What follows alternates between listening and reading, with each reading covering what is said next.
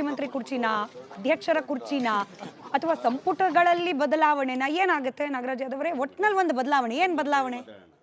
ರಾಜ್ಯದ ಮುಖ್ಯಮಂತ್ರಿಗಳಾಗಿರ್ತಕ್ಕಂಥವ್ರು ಮತ್ತು KPCC ಅಧ್ಯಕ್ಷರಾಗಿರ್ತಕ್ಕಂಥವ್ರು ಮತ್ತು ಕ್ಯಾಬಿನೆಟ್ ಆಗಿರ್ತಕ್ಕಂಥವ್ರು ಎಲ್ಲರೂ ಕೂಡ ಸಮನ್ವಯದಿಂದ ಕೆಲಸ ಮಾಡ್ತಾ ಇರೋದು ಸತ್ಯ.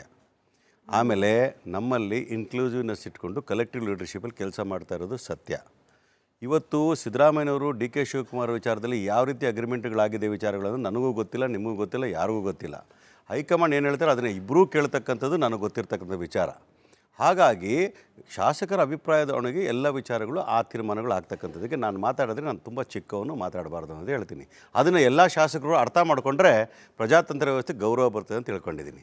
ಅದರ ಜೊತೆಗೆ PCC ಅಧ್ಯಕ್ಷರ ವಿಚಾರ ಬಂದಾಗ ಈಗಾಗಲೇ ಅವ್ರ ಟರ್ಮ್ ಮುಗಿಸಿ ಎಕ್ಸ್ಟ್ರಾ 2 years ಆಗಿರ್ತಕ್ಕಂಥ ನಾವು ನೋಡಿದ್ದೀವಿ. Is also been tired of doing those things and he said very clearly parliament election ನಾನು ಇಡ್ತೀನಿ, ತದನಂತರ ಬೇರೆಯವ್ರಿಗೆ ಮಾಡ್ಬೋದು ಅಂತಕ್ಕಂಥ ವಿಚಾರಗಳ ಚರ್ಚೆ ಆಗಿರೋದು ನಿಜ. ಅದು ಬದಲಾವಣೆ ಮಾಡಬೇಕಾಗಿರ್ತಕ್ಕಂಥ ಸಮಯ ಹತ್ರ ಬರ್ತದೆ. ಲೋಕಲ್ ಬಾಡಿ ಎಲೆಕ್ಷನ್ ಬರ್ತದೆ, ಟೈಮ್ ಕೊಡೋರು ಬೇಕು.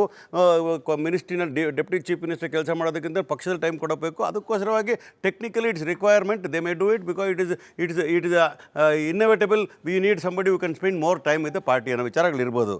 ಅದಕ್ಕೆ ಬದಲಾವಣೆ ಚೇಂಜ್ ಮಾಡ್ತಕ್ಕಂಥ ವಿಚಾರಗಳು ಮಾತಾಡ್ತಕ್ಕಂಥದ್ದು ಆ ಪೊಲಿಟಿಕಲ್ ಸ್ಟೇಟ್ಮೆಂಟ್ಸ್ನ I don't agree with that ಅನ್ನೋ ವಿಚಾರ ಹೇಳ್ತೀನಿ ಕೇಳಿ. ಸತೀಶ್ ಜಾರಕಿಹೊಳಿ ಅವ್ರು ಮಾತಾಡೋ ವಿಚಾರಗಳಿದೆ. ಸತೀಶ್ ಜಾರಕಿಹೊಳಿ ಅವರು ಡೆಲ್ಲಿಗೆ ಹೋಗಿದ್ದಕ್ಕೂ PCC ವಿಚಾರಕ್ಕೂ ಸಂಬಂಧವೇ ಇಲ್ಲ ಅನ್ನೋ ಮಾತನ್ನು ಹೇಳ್ತಾ ಇದ್ದೀನಿ. There was very important works to be discussed with government of India.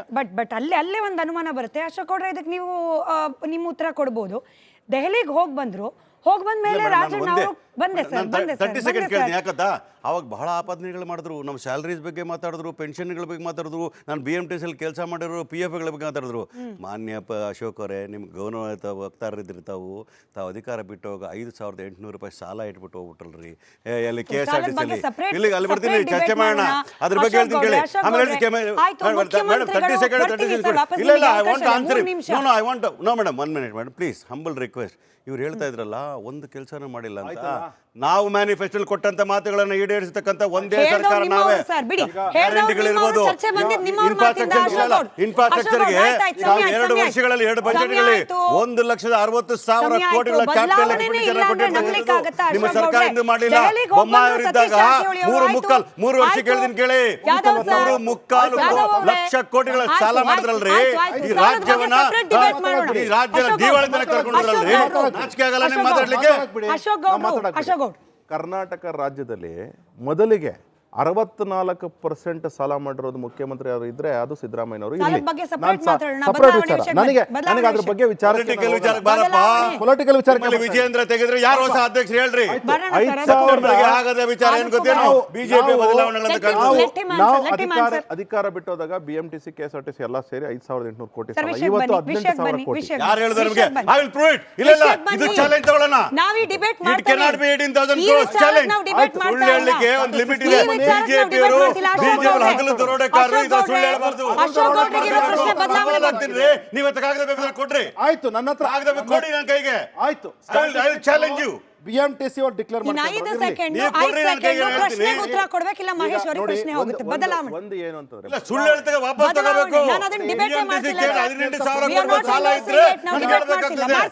ಏನ್ ಮಾತಾಡ್ತಾರೆ? ಬದಲಾವಣೆ ಆದ್ರೆ ವಿಜೇಂದ್ರ ತೆಗೆದೋಗಿದ್ದಾರೆ, ಹೊಸ ಅಧ್ಯಕ್ಷರು ಬರ್ತಾರೆ. PCC ಅಧ್ಯಕ್ಷರಾದ್ರೂ ಬದಲಾವಣೆ ಮಾಡ್ಕೊಂತಾರೋ, ಮುಖ್ಯಮಂತ್ರಿ ಆದ್ರೂ ಬದಲಾವಣೆ ಮಾಡ್ಕೊಂತಾರೋ, ಕ್ಯಾಬಿನೆಟ್ ರೀಶಫಲ್ ಮಾಡಿ MB ಪಾಟೀಲ್ ಅವ್ರಿಗೆ ಸಕ್ಕರೆ ಖಾತೆ ಕೊಟ್ಬಿಟ್ಟು ಜಮೀರ್ ಅವ್ರಿಗೆ ಅಕಸ್ಮಾತ್ ಏನಾದ್ರು ಬೇರೆ ಬೆಂಗಳೂರು ಡೆವಲಪ್ಮೆಂಟ್ ಕೊಡ್ತಾರೋ, ಏನನ್ನ ಮಾಡ್ಕೊಳ್ಳಿ. ಅದ್ರ ಬಗ್ಗೆ ನಾವು ಅಕಾರ ಚಕಾರ ಮಾತಾಡೋದು. ಆದರೆ ನಾವು ಕೇಳ್ತಕ್ಕಂಥ ವಿಚಾರ ಏನು ಅಂತಂದರೆ, ನಿಮ್ಮ ಪೋರ್ಟ್ಫೋಲಿಯೋಗಳಲ್ಲಿ ನೀವು ಕಳೆದ 25 ತಿಂಗಳಲ್ಲಿ ಏನೇನು ಕೆಲಸ ಮಾಡಿರೋ ಒಂದು ಶ್ವೇತಪತ್ರ ಹೊರಡಿಸಿ. ಕೇಳ್ರಿ ತಕ್ಕಂತಿದ್ರೆ ಇಲ್ಲಿ ಟಿವಿಯಲ್ಲೆಲ್ಲ ಕೇಳಿದ್ರು. ಫೋರಂ ಆಪೋಸಿಷನ್ ಲೀಡರ್ಗೆ ಅರಿವಿಲ್ವಾ? ನಿಮ್ಮ ಅಶೋಕ್ ಅರಿವಿಲ್ವಾ? ನಾರಾಯಣ ಸ್ವಾಮಿ ಅರಿವಿಲ್ವಾ? ನೀವು ಅಶೋಕ್ ಅವರೇ, ನೀವು ಹೋಗಿ ನಿಮ್ಮ ವಿಜೇಂದ್ರನ್ಗೆ ಹೇಳಿ, ನಿಮ್ಮ ವಿಜೇಂದ್ರ ಅಧ್ಯಕ್ಷ ಇದ್ದಾರಾ ಅವ್ರು ಕೇಳಿ. ನೀವು ಕೇಳ್ಕೊಂಡಿರಲ್ಲ ನೋಡಿ, ಸೆಷನ್ ಅಲ್ಲಿ ಮಾತಾಡ್ಬೇಕು. ಹೇಳ್ತೀನಿ ಕೇಳಿ, ಲೀಡರ್ ಆಫ್ ಅಪೋಸಿಷನ್ ಮಾತಾಡಿದ್ದಾರೆ. ಏನ್ ಮಾತಾಡಿದ್ದಾರೆ ಇವತ್ತು ಹೇಳ್ತೀನಿ ಕೇಳಿ. 52,000 ಕೋಟಿ ರೂಪಾಯಿ ಮಾಡಬೇಕು, ಖರ್ಚು ಮಾಡಿದ್ದೀವಿ ಅನ್ನೋ ಮಾತನ್ನ ಹೇಳ್ತಾ ಇದೀವಿ.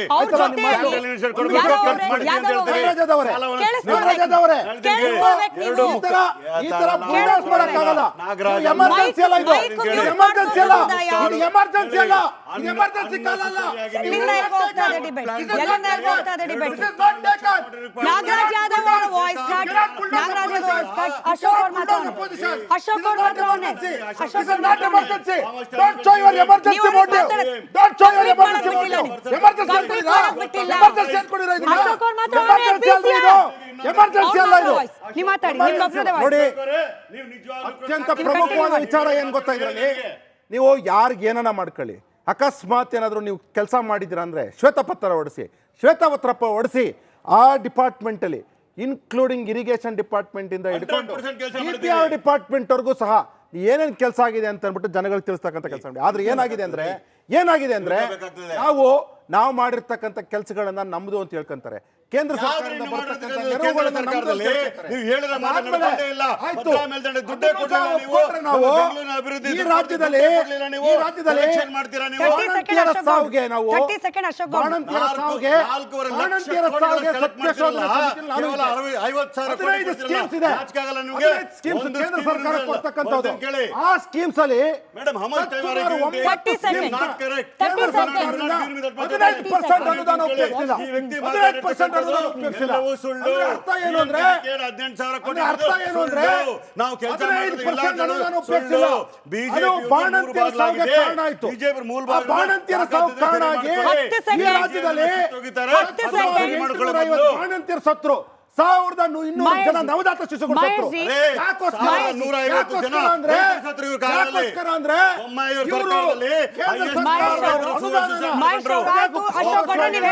ನೀವ್ ಹೇಳಿದ್ರಿ ಮುಗಿತು.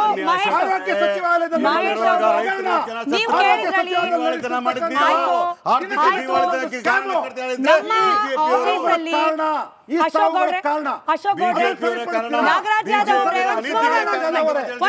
ಅನೌನ್ಸ್ಮೆಂಟ್ ಇಬ್ಬರಿಗೂ ಕೂಡ ನಮ್ಮ ಆಫೀಸ್ ಅಲ್ಲಿ ಫಸ್ಟ್ ಏಡ್ ಕಿಟ್ ಅಲ್ಲಿ BP ಟ್ಯಾಬ್ಲೆಟ್ ಖಾಲಿ ಆಗಿದೆಯಂತೆ. ಹಾಗಾಗಿ ದಯಮಾಡಿ ನಿಮ್ಮ ಆರೋಗ್ಯದ ಬಗ್ಗೆ ನೀವು please drink water. Sir Mahesh ji, ಶ್ವೇತಪತ್ರ ಆಯ್ತು ಸರ್, ಯಾವ್ಯಾವ ಇಲಾಖೆಯಲ್ಲಿ ಏನೇನ್ ಕೆಲಸ ಆಗಿದೆ ಶ್ವೇತಪತ್ರ ಹೊರಡಿಸಿ. ಯಾಕೆ ಕೇಳಬೇಕು ಈ ಪ್ರಶ್ನೆನ? ಅಶೋಕ್ ಗೌಡ್ರು ಕೇಳಿದ ಪ್ರಶ್ನೆ ಯಾಕೆ ವ್ಯಾಲಿಡು? NY ಗೋಪಾಲಕೃಷ್ಣ ಮೊಳಕಾಲ್ಮೂರು ಶಾಸಕರು ಅವರೇ ಹೇಳ್ತಾರೆ ಒಂದ್ ಚರಂಡಿ ಕಟ್ಸಕ್ಕಾಗಿಲ್ಲ ಅಂತ. ತಪ್ಪೇನಿದೆ? ಇದ್ರ ಬಗ್ಗೆ ಯೋಚನೆ ಮಾಡೋದು ಬಿಟ್ಬಿಟ್ಟು CM ಕುರ್ಚಿ ಬದಲಾವಣೆ, ಕ್ರಾಂತಿ, ಸಂಪುಟ ಎಷ್ಟು ದಿನ ಕೇಳೋದು? ಉತ್ತರ ಕೊಡ್ಲಿ. ಕೇಳ್ತೀನಿ ಸರ್, ಅವ್ರು ಉತ್ತರ ಕೊಡಿ. He is responsible sir. ಅವರು ಒಂದು ಪಕ್ಷದ ಪ್ರತಿನಿಧಿ,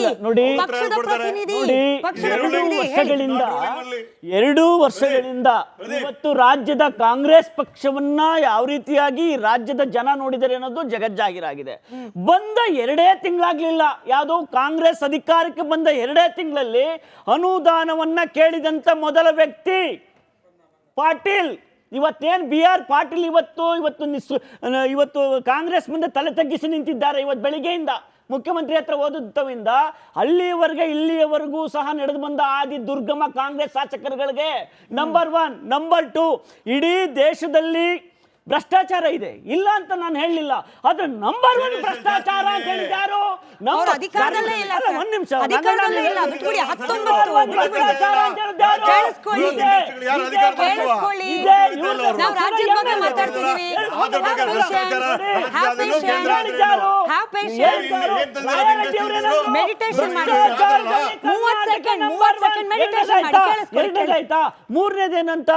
ಮೂರನೇದು ಇವತ್ತೇನ್ ಹೇಳಿದಿರಾ? ಗೋಪಾಲ್ ಕೃಷ್ಣ ಅವರು ಇವತ್ತು CM ಉಪಮುಖ್ಯಮಂತ್ರಿಗಳು ಇಬ್ಬರನ್ನ ಇನ್ವೈಟ್ ಮಾಡ್ತಾರೆ ಮೊಳಕಾಲ್ಮೂರ್ಗೆ. ಅವತ್ತು ಮಾಧ್ಯಮಗಳನ್ನು ಉದ್ದೇಶಿಸಿ ಮಾತನಾಡ್ತಾರೆ. ಅದ್ರ ಜೊತೆಗೆ ಇದೇ ಯಾರು ಇವ್ರದ ಇವತ್ತು ಏನೇನು ಮೇಡಮ್, ನಾವು ಏನೇ ವಿರೋಧ ಪಕ್ಷಗಳು ಮಾತಾಡ್ಲಿ ಇಲ್ಲಿವರೆಗೂ ನಮ್ಮ ಮೇಲೆ ಬಲಪ್ರದ ಪ್ರಯೋಗವನ್ನ ಮಾಡಿ ಮಾತನಾಡ್ತಾ ಇದ್ರು. ಹಳೆವೆಲ್ಲ ತೆಗೆದುಕೊಂಡು ಮತ್ತೆ ಅಗೈನ್ ಇವತ್ತು ನಾಗರಾಜ್ ಯಾದವ್ ಸರ್ ಅದನ್ನೇ ತೆಗೆದಿದ್ದಾರೆ. ಇವತ್ತು ಕಾಂಗ್ರೆಸ್ ಮೇಲೆ ಯಾವಾಗ ಅವರು ಮಾಡಿದಂಥ ತಪ್ಪುಗಳು ಅಪಾದನೆಗಳು ರಾಜ್ಯದ ಕಣ್ಣಿಗೆ ಬೀಳುತ್ತೋ ಅವತ್ತು ಒಂದು ಹೊಸ ಗೊಂದಲವನ್ನು ಸೃಷ್ಟಿ ಮಾಡ್ತಾರೆ. ಇವತ್ತು ಸೇಮ್ ಗೊಂದಲ.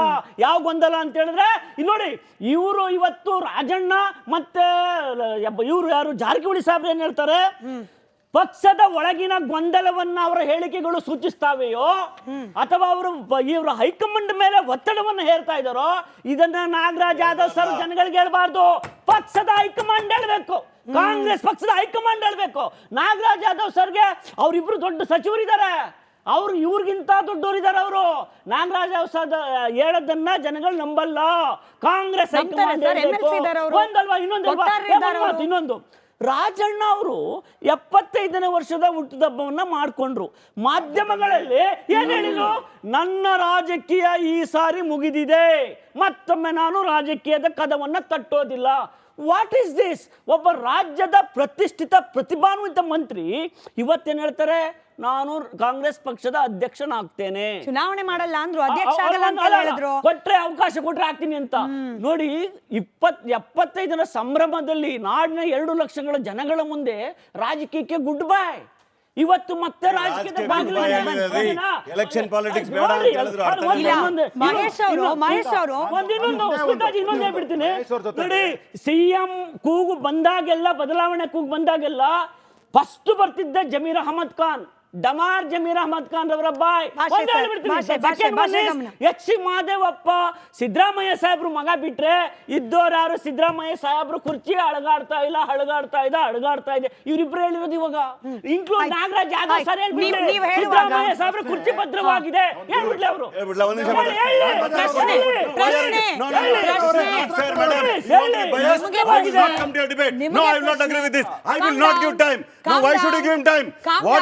No, I am not agree with this. I am not coming to listen to nonsense. You are fascinated to listen to him. You listen to him. I shall not. I will not agree. No, I will not agree. ಒಂದು ನಮ್ಮ ಕೂಡ time